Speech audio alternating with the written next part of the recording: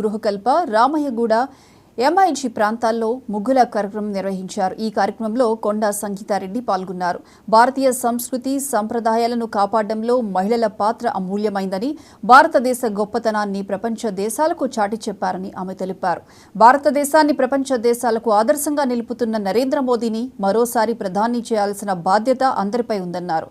చేవెళ్లను ప్రగతి మార్గంలో నడిపేందుకు కొండా విశ్వేశ్వరరెడ్డిని గెలిపించాలని కొండా సంగీతారెడ్డి కోరారు. ఇక్కడికి వచ్చి మీ కమ్యూనిటీలో ఇలా ఇంత మంచిగా ఒక కార్యక్రమం చేశారు.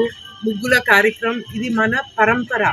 మన ఎన్నో రోజుల నుంచి మేము చేసేది. పొద్దున్నే లేచి ఆ ముగ్గేస్తే ఒక కళ వస్తుంది ఇంటికి. అదొక దానం కూడా. అది పక్షులు తింటారు, అన్ని తింటారు. అలాంటి మన ధర్మంని కాపాడే ఒక చిన్న ఇట్లా జెస్చర్ అని అంటారు. ఒక చిన్నగా చేశారు కానీ ఇట్లా చాలా పెద్ద మీనింగ్ ఉంది. ఆ మీనింగ్ ఏంది? లక్ష్మి మన ఇంటికి రావాలి, లక్ష్మి మన దేశంలో ఉండాలి.